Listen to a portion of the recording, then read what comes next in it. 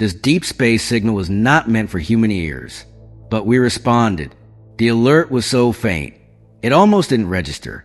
A single, anomalous spike in the endless cosmic noise, buried within the standard data flow of a remote monitoring outpost. Operator Jax Valen sat up in his chair, fatigue momentarily forgotten. On his screen, a ghost of pattern. Another sensor echo, he muttered to the empty comms bay. Just debris. He almost dismissed it. But protocol was protocol. He isolated the last 45 seconds of the feed. And there it was again. 3 distinct pulses. Tight encryption. Alien origin. His blood ran cold. Station Theta. 7 wasn't a first contact hub. It was a silent watchtower on the galactic rim, where nothing ever happened. Its sole purpose was to listen to the slow death of stars. Not this. Jax exhaled, then keyed the internal channel.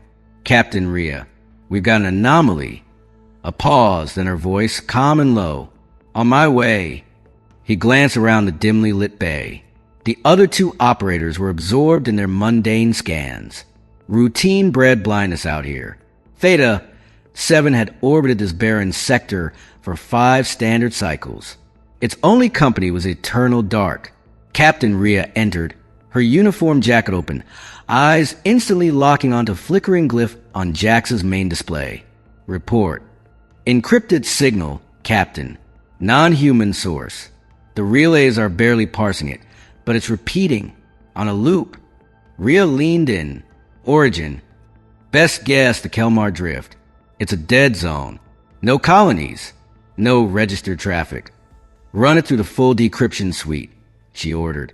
The station's aging software groaned under the load. Fragments of audio broke through. A voice, warped by distance and interference. The translation matrix struggled, then stabilized. Under assault. Civilian vessels compromised. This is Prelate Zoran of the Kalan Migration Fleet. To Commandant Vor. We are evacuating. Immediate aid required. Coordinates attached. Please acknowledge. The voice was strained, layered with the unmistakable thrum of distant detonations. Jax looked up, his face pale. Is it real? Rhea didn't answer. Her jaw was set. Verify those coordinates. Now! Jax's fingers flew. The system confirmed. The signal was emanating from the heart of the empty Kelmar Drift. Run a full spectral sweep of that sector, Rhea commanded. Look for anything. Energy signatures, debris fields, cloaking shadows. The scans returned nothing. Only void and background radiation. Captain, Jax said, his voice tight. If there was a fleet there, we'd see it. If they're waiting for help, no one else is coming. The distress call repeated, cycling every 97 seconds. A desperate heartbeat in the silence. Jax broke the quiet. If that were us out there, he left the thought hanging. Rhea's gaze was fixed on the pulsing coordinate marker. She knew the math. By the time Central Command debated a response, any fleet out there would be dust. Prep the Vanguard and the Sentinel, she said, her voice leaving no room for debate. Stealth protocols. We deploy in 20 minutes. Sir, Jax acknowledged, already routing power to the launch bay. Lieutenant Cora, overseeing life support, turned from her station, her expression a mix of shock and doubt. Captain, we don't have orders. This isn't our mandate. Those aren't our people. Rhea faced the room. They are now. We are a listening post. Cora pressed. Our ships are scouts, not warships. We'll be outmatched before we even drop out of warp. I am aware of our specs, Lieutenant, Rhea replied, her tone level but iron hard. I am also aware there are civilians pleading for their lives. If we are outgunned, we will outmaneuver. We adapt. That is what we do out here. Or have you all forgotten? The bay erupted into controlled chaos. Engineers scrambled to arm the 2 patrol vessels with every defensive module and ordnance data 7 had in its sparse lockers. As the Vanguard's engines whined to life, Jax looked at Rhea from the co-pilot seat. Command won't like this. By the time they finish not liking it, Rhea said, securing her harness, we'll already be there. The ship slipped from the bay, 2 small blades cutting into the absolute black. The jump was brief but tense. Status reports flickered on screen. Fragmented updates from the alien fleet. More ships lost. Defensive lines buckling. They translated back into real space at the edge of a nightmare. The Kelmar drift was a graveyard. Shattered civilian haulers spun silently. And bearing down on the few remaining Kalan vessels were 4 angular, predatory warships. All hostiles identified. Jax breathed. They're carving them apart. Rhea's hand tightened on the control yoke. Open a channel. Same frequency as the distress call. The comm hissed. Prelate Zoran. This is Captain Rhea of Station Theta. 7. Your signal was heard. Hold position. Help is en route. A beat of static. Then a shattered voice clinging to hope. Acknowledge Theta 7. We'd await your arrival. Keep the channel live, Rhea ordered. Vanguard to Sentinel, she said. Break their formation. Target the engines of the lead aggressor. Don't let them pin the civilians. The 2 human ships split, diving into the chaos. Railgun fire streaked from the Vanguard, not to destroy, but to distract, forcing the cruiser to turn its guns away from a crippled transport. Direct hit, minimal effect. Jax called out, "That's fine. We just need their attention." Cora, swing wide and hit their fighter screen. The Sentinel banked hard, missiles flaring from its racks to scatter a swarm of enemy drones. For a moment, the brutal assault on the Kalan fleet faltered. Then the largest enemy cruiser turned its full battery toward the Vanguard. Shields at 40%. Jax warned as plasma fire rocked the hull. Alarms blared. They're targeting our thrusters. Evasive pattern Delta. Rhea commanded, wrestling with the controls. The ship groaned in protest. Suddenly, new signatures blipped onto the scope. Dozens of them, emerging from warp. A familiar voice crackled across the fleet wideband. Captain Rhea, this is Commander Riker of the UCF Dauntless. Seems you started the party without us. Rhea allowed herself a single, sharp breath of relief.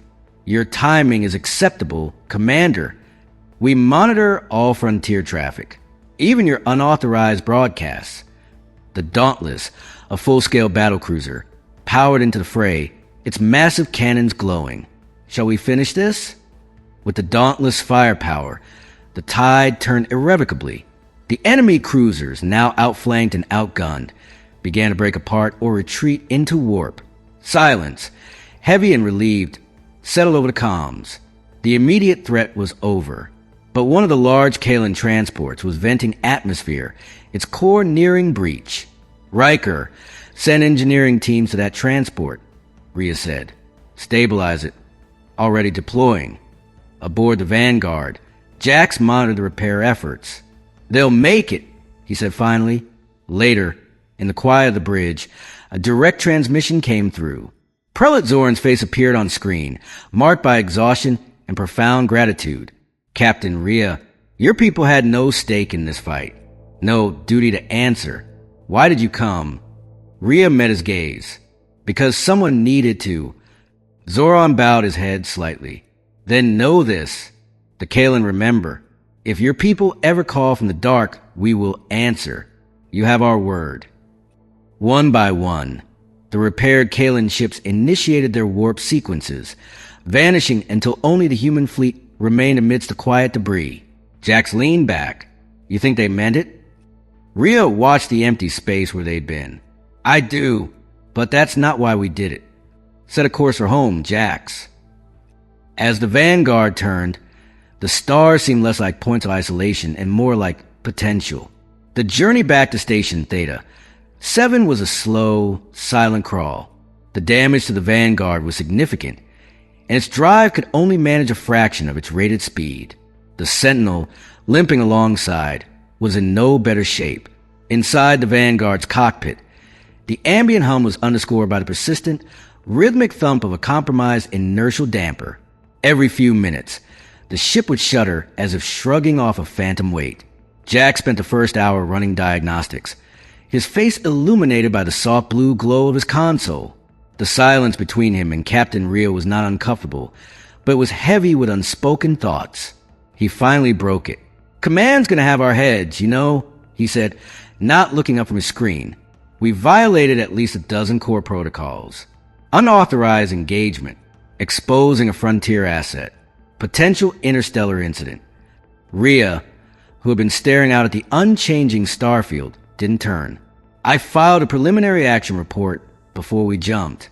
I cited Frontier Contingency Directive 7. Jax's fingers stopped. He slowly swiveled his chair to face her. Directive 7? Unilateral action in the face of imminent genocide? That's a wartime clause, Captain. It hasn't been invoked in 50 years. Not since the Helios conflict. It was applicable, Rhea said simply. Her voice was tired but firm. The Kaelin were facing annihilation.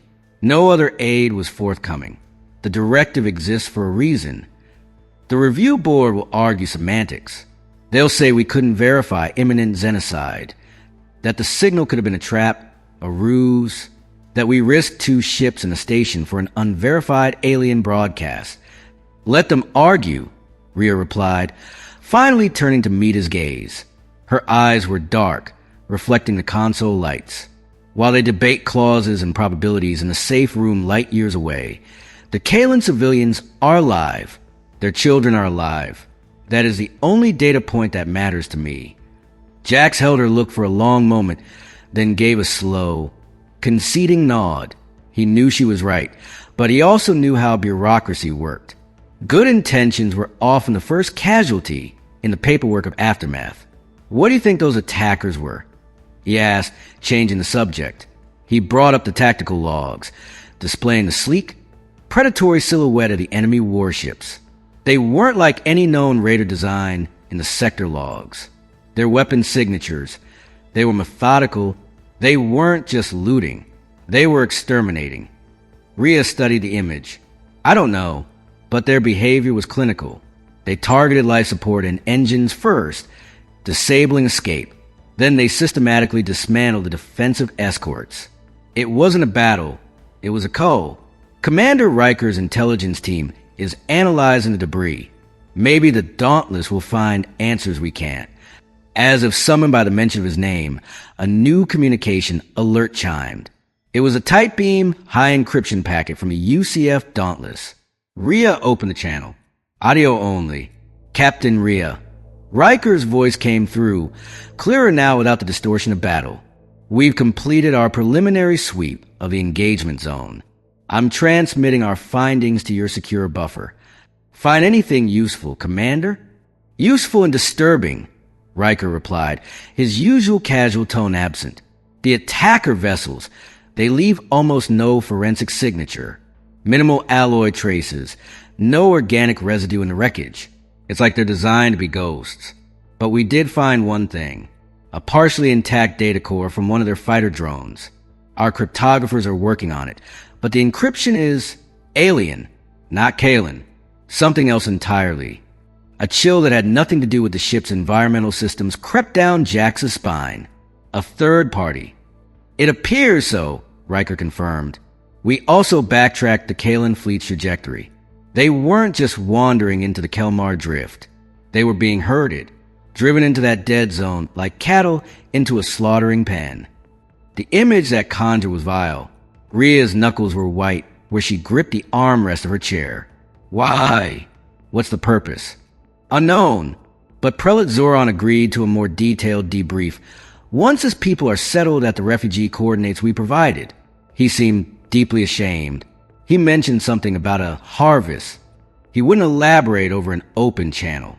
The word harvest hung in the air, imbuing the quiet cockpit with a new, more profound dread. Keep us apprised, Commander, Rhea said. Theta, 7 will assist with analysis however we can. Understood. And Captain? For what it's worth from another rule bender, you did the right thing. Dauntless out. The channel closed, leaving the two of them with a galaxy of new, darker questions. Station Theta. 7 grew from a speck to a skeletal jewel against a nebula. The return was nothing like the departure. No frantic energy, no moral certainty fueling their actions. Just a weary return of soldiers from a war they hadn't asked for. The docking procedure was smooth, automated. As the Vanguard settled into its cradle with a final, sighing release of pressure, The reality of their situation settled with it. The station's commander, a stern career officer named Commander Lorne, was waiting for them in the main airlock corridor. His face was an unreadable mass of protocol. Captain Rhea, Operator Valen, report to the briefing room immediately. The Sector Admiral is on a delayed comm link. This was it. The reckoning. The briefing room felt smaller than Jax remembered. The holographic projector in the center of the table was inactive, a dark eye. They stood at attention as Commander Lorne took his seat at the head of the table and activated the link. The image of Sector Admiral Thorne resolved above the projector. She was an older woman, her hair steel gray, her face etched with the lines of command. Her expression was severe. "Captain Rhea," the Admiral began, her voice crisp and devoid of warmth. "Your report cites Frontier Contingency Directive 7. Justify this invocation. In detail." Rhea didn't flinch. She stood straighter. "Admiral, at 14:37 station time, we intercepted a repeating, encrypted distress signal confirmed alien origin. Signal analysis confirmed genuine distress markers, structural failure signatures, life support crisis broadcasts embedded within the carrier wave. The originating coordinates were in the Kelmar Drift, a sector with zero registered friendly or neutral traffic. Scans showed no responding vessels. The content of the message detailed a civilian migration fleet under sustained genocidal attack. Their defensive capabilities were described as negligible. Estimated time for a standard command response and deployment from a nearest fleet base, the Garn system, was 12 hours. By all tactical projections, the civilian fleet would have been completely destroyed within 3. She paused, letting the cold calculus hang in the air. Directive 7 authorizes unilateral action to prevent genocide when no timely command response is possible and the threat is verified. I verified the threat. No timely response was possible. I took the only action that had a non-zero chance of preserving sentient life. Admiral Thorne was silent for a long moment, her holographic image staring through Rhea. Your verification was based on a signal analysis. You had no visual confirmation. It could have been an elaborate lure, a tactic used by the Vexian pirates in the past. "With respect, Admiral," Rhea countered, her tone respectful but unyielding. "Vexian lure signals are crude and broadcast on known pirate bands. This signal used a military-grade quantum encryption we'd never encountered.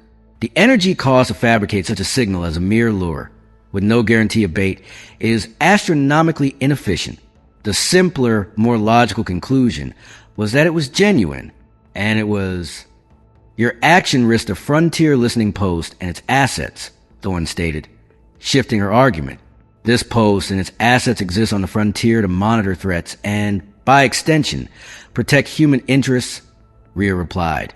"A genocidal force operating with impunity in a dead zone is a threat, allowing it to operate unimpeded. To possibly grow stronger after consuming the Kaelin would have been a greater risk in the long term. We engaged to gather intelligence and disrupt an ongoing atrocity. We succeeded on both counts." Jax watched, barely breathing. Rhea wasn't defending herself. She was prosecuting a case for her actions, and she was doing it brilliantly. The Admiral's lips pressed into a thin line. She glanced down at something off-screen, likely a data slate with Riker's report. "Commander Riker, the Dauntless corroborates your assessment of the enemy's intent. He also notes the intervention saved approximately 8,200 sentient beings. The political wing is pleased. The Kaelin are a signatory species of the Outer Rim Accords. Saving them generates considerable diplomatic capital." There was a twist, Jax thought. Politics. It was always politics. However, Thorne continued, her eyes locking back on Rhea, "Your flagrant disregard for the chain of command cannot be ignored. You are hereby relieved of command of Station Theta 7, effective immediately. Command will revert to Commander Lorne." Jax's heart sank. He saw Lorne's shoulders tense slightly, but the man said nothing. Rhea didn't react. She simply nodded. "Understood, Admiral. You are not, however, being court-martialed. Directive 7 provides legal cover, however thin, Furthermore, your initiative has uncovered a potential new threat. The Harvest, as Prelate Zoran called it. You are to take the Vanguard, once repairs are completed, and liaise directly with the UCF Dauntless. You will assist Commander Riker in investigating this mystery. Consider it a field demotion. Your expertise in frontier anomalies is now your primary duty. Report to Riker within 48 hours. Do you accept these terms? It was a punishment dressed as an assignment. Exiled from command. Sent chasing shadows with a maverick commander. Yet Rhea's eyes held a spark. This wasn't an end. It was a redirect into the heart of the mystery they had stumbled upon. I accept, Admiral. Good. Thorin out. The hologram winked out. The room felt suddenly empty. Commander Loren finally spoke, his voice surprisingly not unkind.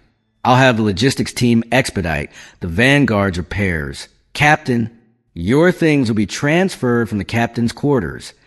Thank you, Commander, Rhea said, her formal demeanor softening by a fraction.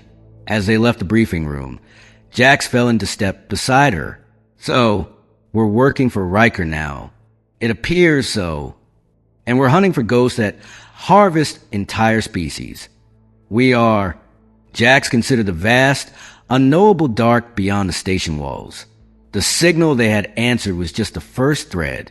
Now they were pulling on it, and the whole tapestry of hidden horror might unravel. He thought of the Kalen children, alive because of a choice made in a dim calm's bay. He looked at Rhea, walking beside him, stripped of her station but not of her purpose. Still think it was worth it? She didn't even hesitate. Every second of it. The next 36 hours were a blur of activity. Theta 7's engineers, now under Lorne's efficient direction, swarmed over the Vanguard. Plates were replaced, shield emitters recalibrated. The damaged thruster assembly was swapped out for a refurbished unit. Jax oversaw the reinstallation of their sensor suite, integrating the raw scan data from the battle to better identify the unique energy signature of the enemy ships. Rhea spent her time in deep consultation with Commander Riker via secure link. The data core from the enemy drone was proving resistant, but not impervious. Riker's team had isolated fragments, navigational data pointing to a region of space even more remote than the Kelmar Drift, a place star charts labeled only as the Veil. It was a nebula so dense it swallowed sensors, a perfect place to hide. Prelate Zoran had also transmitted a formal and deeply personal message to Rhea. It was a video file. Jax watched it with her, in her temporary quarters. Zoran looked older than he had on the bridge transmission. The relief had been replaced by a somber, heavy guilt. Captain Rhea, he began, his translated voice soft. We are safe. Your people have provided sanctuary. For this, our debt is eternal. I must now tell you what I could not say before. The ones who attacked us, they are not a nation. They are not pirates. They are a mechanism. We call them the Reapers. For generations, they have existed as a rumor in the darkest reaches of the galactic spiral. They appear, they cull, they vanish. They do not communicate. They do not negotiate. They take samples of biology, of technology. They leave only silence behind. Our scientists believed they were a myth, a story to frighten younglings. We were wrong. We were fleeing a dying star when they found us. They did not attack immediately. They observed. For days. Then they began to hurt us, cutting off escape vectors, forcing us toward the dead zone. They were preparing the ground for the harvest. Your arrival disrupted the cycle. You have not just saved us. You have, perhaps, drawn their gaze. For that, I am sorry. But know this. If their gaze is now upon you, then our debt becomes our duty. We will stand with you. When you call, we will answer. This is the word of the Kalen. The message ended.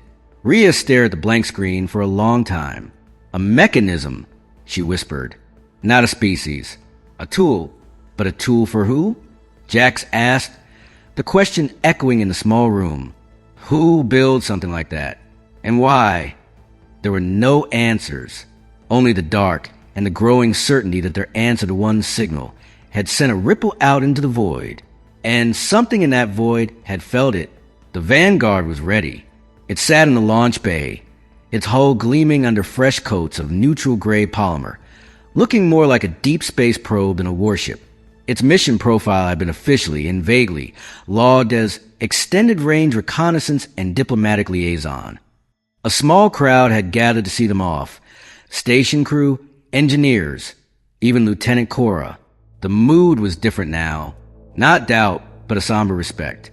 They all knew Rhea had been demoted for saving lives. They also knew she was walking back into the dark for the same reason. Commander Lorne approached Rhea as she performed her final pre-flight check. All systems are green. Captain, you're cleared for departure. The Dauntless is waiting at the rendezvous coordinates. Thank you, Commander. Take care of Theta 7. I will. And you, find out what's out there. And if you can break it. Lorne offered a stiff, formal nod, which was as close to emotional support as the man would get. Jax was already in the co-pilot seat, running the final sequence. The cockpit hummed with latent power. Rhea climbed in, sealing the hatch behind her. She settled into the pilot's chair, her hands moving over the familiar controls with a sense of homecoming. Ready? She asked. Always, Jax replied. The bay door slid open, revealing the star-dusted velvet of space. With a gentle push of the controls, the Vanguard lifted from its cradle and slid smoothly out into the infinite. They didn't look back at the shrinking station. Their focus was forward, toward the rendezvous point, toward the Dauntless, and toward the veil of mystery that had been drawn aside. You know, Jax said after a while, as they cruised toward the jump point, when I joined up, I thought frontier duty would be boring. Watching stars die, listening to static. And now, Rhea asked, a faint smile touching her lips. Now, I think we might have just answered the first call in a much longer conversation. He looked at the navigational plot. The course line extended into the unknown, toward a nebula that had secrets. A conversation the whole galaxy might need to hear. Rhea nodded, her eyes on the same destination. Then let's make sure we're loud enough for everyone to listen. She engaged the warp drive. The stars stretched into lines, and the Vanguard leapt forward, carrying them away from the edge of known space and into the heart of the unfolding mystery. They were no longer just a listening post crew. They had become a response. And in the vast, silent cosmos, a response was a powerful, dangerous, and necessary thing to be. The rendezvous with the UCF Dauntless was in the neutral space between spiral arms, a location chosen for its lack of prying eyes. The battlecruiser was a monument of human engineering, a city of guns and engines floating in the dark. It made the Vanguard look like a lifeboat beside an ocean liner. Docking was a precise, automated ballet. With a final, soft clang of magnetic seals, the Vanguard was secured in the Dauntless secondary hangar. The atmosphere equalized with a hiss. The hatch opened to reveal Commander Riker himself, leaning casually against a support strut. He was a man of average height, but commanding presence, with a grin that seemed permanently etched on his face, though his eyes were sharp and missed nothing. Welcome aboard the Dauntless, Captain Rhea, he said, pushing off the strut. Or should I just call you Rhea, now that we're both glorified troubleshooters? Rhea is fine. Commander, she said, stepping down. Call me Riker. Commander is for the admirals and the paperwork. He shook her hand, then Jax's. And you must be Valen, the one who actually knows how all the dials and knobs work. Good. I like having competent people around. He led them out of the hangar into a labyrinth of corridors. The Dauntless buzzed with a different energy than Theta 7. Purposeful, aggressive, confident. We've made progress, Riker said as they walked. Slow, but progress. That data core? We cracked the secondary layer. It contained navigational logs. Not just of the veil, but through it, there's a path. A safe route mapped through the nebula's electromagnetic soup. It leads to a single, stable system inside. Jax felt a thrill of discovery mixed with dread. A hidden system. A base. Or a factory. Or a graveyard. We don't know. What we do know is that the logs show dozens, maybe hundreds of inbound trajectories to that point, from all over Galactic Rim. And only one kind of outbound trajectory. The Reapers, Rhea said. Bingo. Whatever's in there, it's the source. The hive. The clockwork heart. Riker stopped outside a secure door labeled Tactical Analysis. He palmed the lock. Our orders are to investigate. Recon only. Get in, get data, get out. No engagement unless absolutely necessary. Central Command is nervous. They don't like things they can't put in a report. The room inside was dominated by a large holotank. Floating in it was a three-dimensional map of the Vale Nebula. It was a riot of color, purples, reds, deep blues, representing gas densities and radiation levels. Through the center of this cosmic storm, a single, thin green line snaked, ending at a small, blinking icon in the heart of the chaos. That's the route, Riker said, pointing. It's precise. Deviate by more than a few thousand kilometers at any point. And the radiation and gravitational shear will turn a battlecruiser into confetti. The Vanguard is the only ship we have that's small enough, agile enough, and has a sensor profile faint enough to have a chance of running this gauntlet unseen. He turned to face them, his joking demeanor completely gone. This is a volunteer mission. I won't order you to fly into that. The Dauntless will hold position at the nebula's edge, providing remote sensor support as best we can through the interference. But once you go in, you'll be on your own. Comms will be black. You'll be blind except for what's on that path. It's a one-way trip until you come back out. Rhea studied the path, the blinking icon at its end, the source of the harvest, the reason the Kaelin had nearly died. She thought of Zoran's haunted eyes, of the children on those transports. She didn't look at Jax. She didn't need to. She knew his answer. "We'll go," she said, her voice quiet but absolute in the humming room. Riker nodded, as if he'd never expected any other answer. "I'll have my team load the navigational data to the Vanguard. You can depart in 6 hours. Get some rest. You'll need it." As they left to find their assigned quarters, Jax walked beside Rhea in the bustling corridor. The weight of the decision was immense, a physical pressure. A one-way trip into a cosmic blender to find the boogeyman's house. Jax summarized. This is a step up from monitoring stellar decay. Are you having second thoughts? Rhea asked, though she knew the answer. Jack shook his head, a slow, determined smile spreading. Not a one.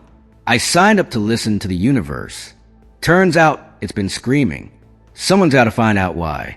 6 hours later, the Vanguard, now carrying the fateful coordinates in its core, detached from the Dauntless. It turned its nose toward the magnificent, terrifying wall of multicolored gas that was a veil.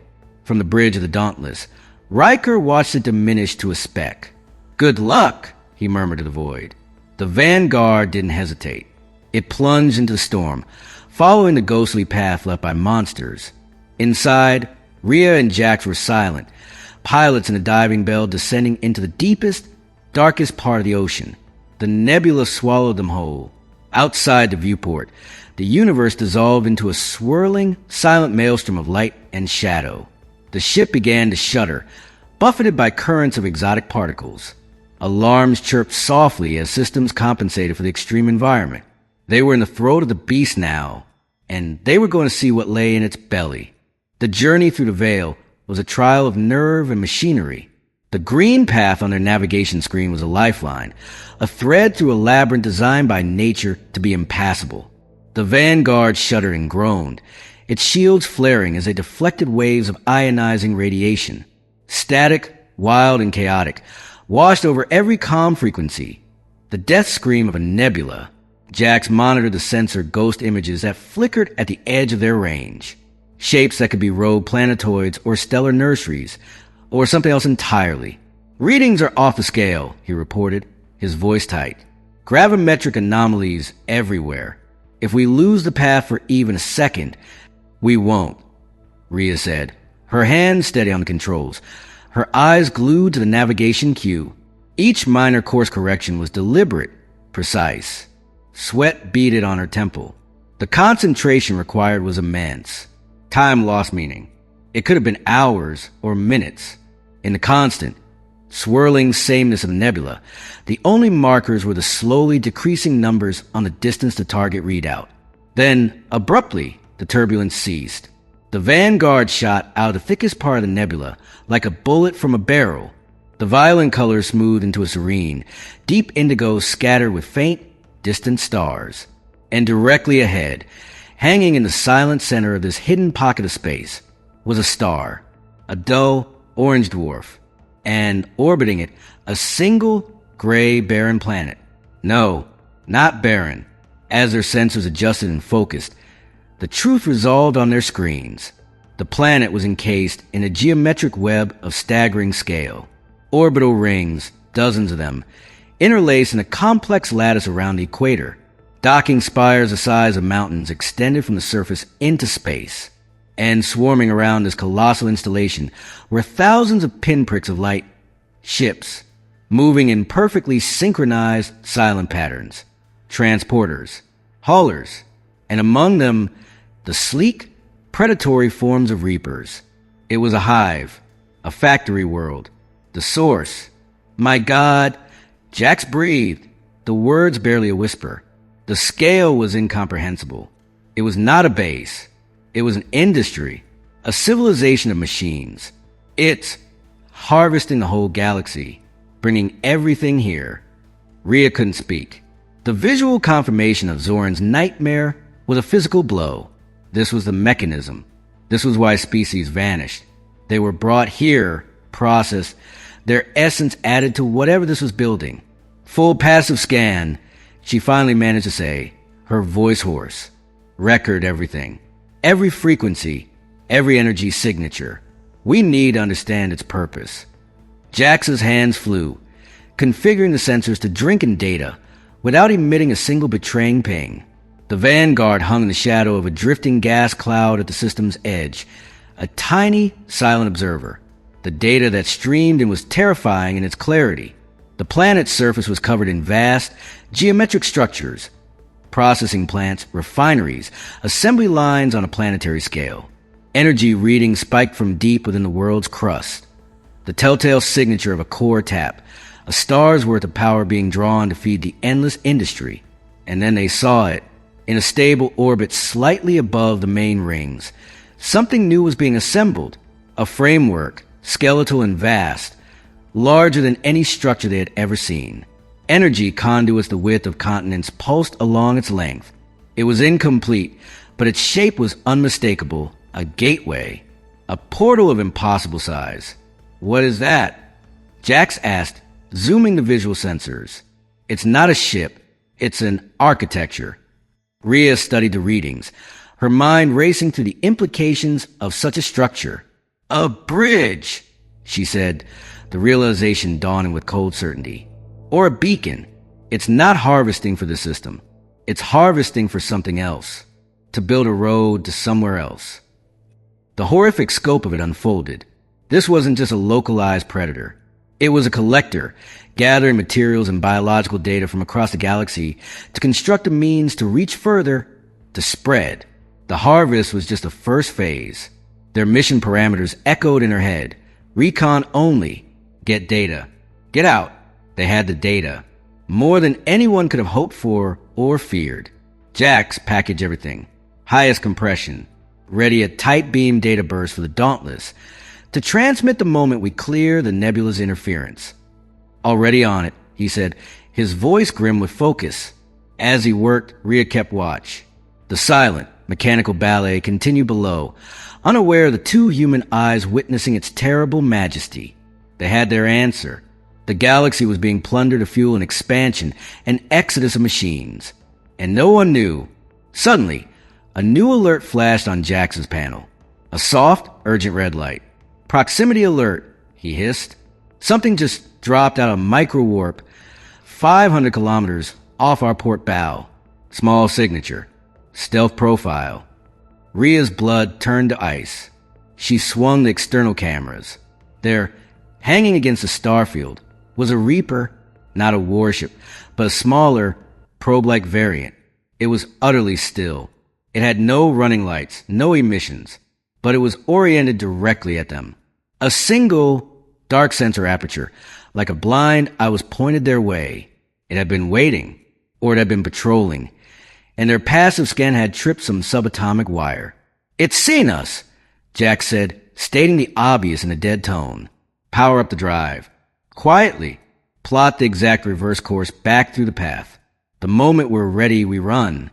But as she spoke, the Reaper probe moved. It didn't power weapons. It didn't hail them. It simply activated a single low-powered, directed comm laser and painted the Vanguard's hull. A message in clean, simple, unencrypted binary. A language any spacefaring species could understand.